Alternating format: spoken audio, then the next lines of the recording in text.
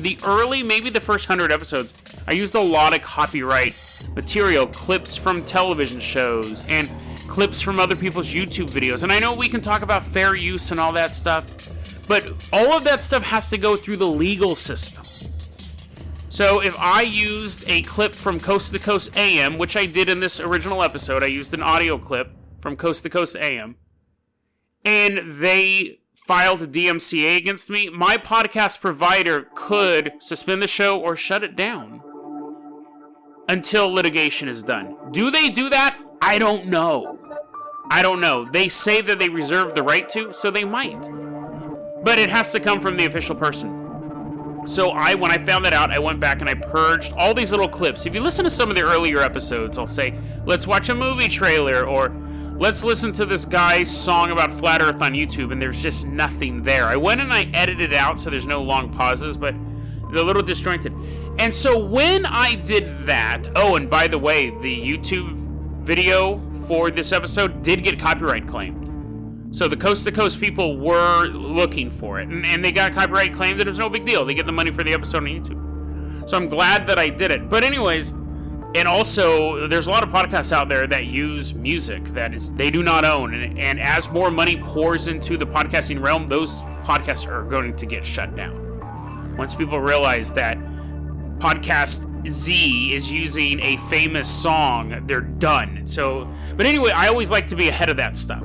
So when I clipped this out, half the episode disappeared. If you listen to episode 44 right now, I haven't changed it yet. I'm going to change it later, but if you listen to episode 44 right now on your podcast provider, it's gone. The ending is gone. And the YouTube version, I don't even think the whole episode's up on YouTube either. So this is going to be the first time, because I did the re-upload, and this is going to be the first time in a long time anyone's been able to listen to episode 44. And I love it. It starts off depressing with the Coast to Coast thing, but the pancreas denial story is great. And the story, I really hated that people couldn't hear it. I love the story. Why ghosts wear white sheets. And the story of a man who murdered a ghost. Both of those, that origin story of why ghosts look the way they do, and the story of a man shooting a ghost in the chest and going to trial for it, is so good. I really, really like this episode, and I hope you guys do too. It's episode 44, Ghost to Ghost, truly a Dead Rabbit Radio classic. Why ghosts are normally seen wearing white bed sheets. Ghosts who aren't really ghosts, and it's the government trying to control our pancreas. Today on Dead Rabbit Radio.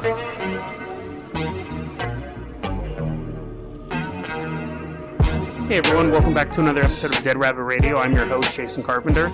I'm having a great day. I hope you're having a great day.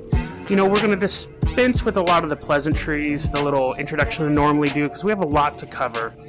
And the first story is probably one of the most important, and that's the story that Art Bell has passed away. Now, a lot of you may not know who Art Bell is, but honestly, I'm sure a lot of you do.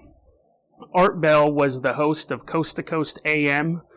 It was a radio show, and he was the host of it for quite a long time. It basically was the precursor to every sort of paranormal talk show you could possibly think of, including this one. Art Bell was an inspiration to anyone who is a fan of the paranormal, of conspiracies. He had this great way of letting people say whatever they wanted. He didn't judge them. He had a lot of great content he produced over the decades that he ran the show. Unfortunately, there was an event involving his child. I remember that. He stopped doing the show and people thought, oh, you know, it's because of the government's trying to silence him. He's revealing all of these truths, and it turned out it was much more mundane and far more evil. His child was molested, so he took some time off to be with his kid. And he ended up stepping away from the show. George Norrie took it over, who I also feel is a great host. I used to listen to Coast AM all the time. It was really the best place. It's, I think in a lot of ways it probably still is the best place to get that type of information. It's just very conversational. I used to watch, it was kind of my late night routine. A lot of truckers will listen to it, people who work night shifts. It's just a great show. It's just a really great casual show. But unfortunately, Art Bell has passed away now, and of course, there's already conspiracy theories about that. He passed away. He had some painkillers and some muscle relaxants in his system that were legally prescribed to him. He was in his 70s, and people are already still saying that the government killed him. I mean, at a certain point, you kind of have to accept that sometimes great men pass away. So for those of you who aren't familiar with him, I wanted to play a quick segment from one of his shows to set this up. And this is a very famous segment. To set this up, a man called the radio station, because it was an open call show, so you'd get all sorts of crazy people on there.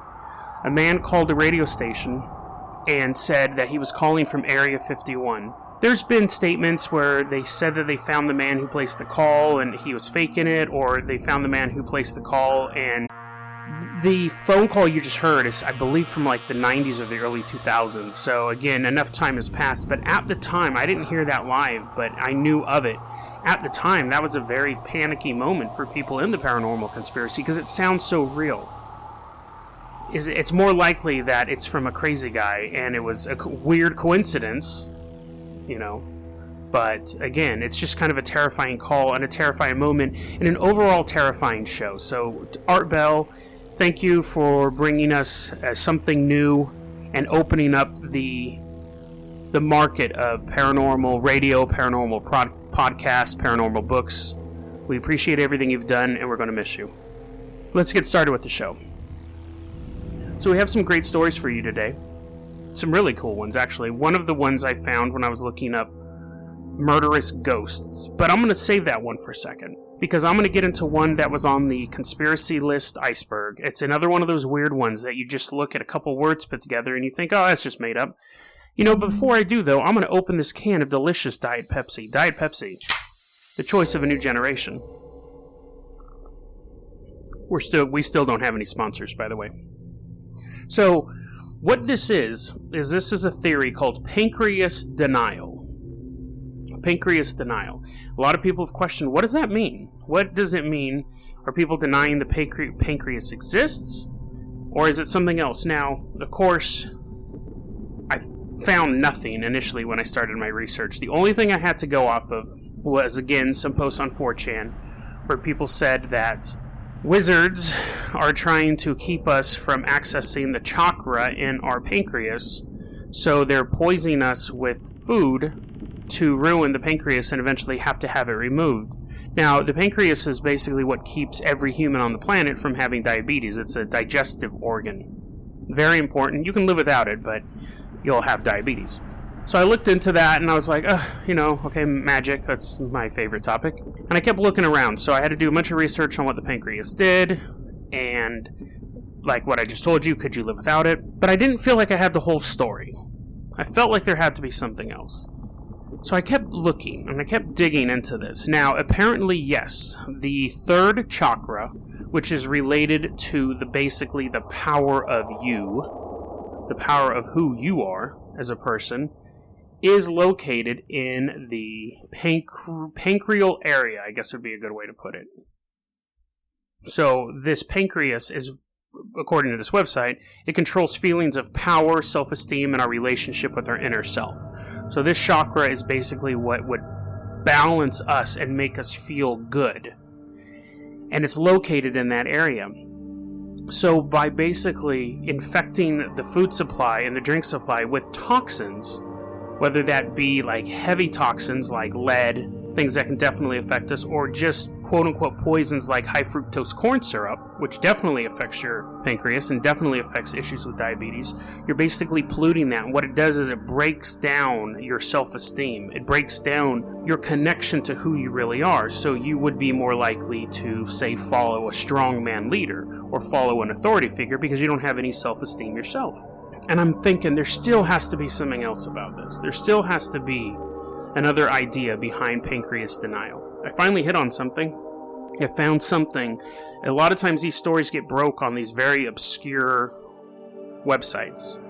Now, I know that sometimes coded messages will be sent on the internet. Sometimes if I want to send a message to somebody else in an organization, I will write something out on, say, a website for the Babysitters Club, and you will then, I'll tell you, hey, if you want to know where the drug shipment is, go to the Babysitters Club forum, see the post about, is Michael cheating on Becky?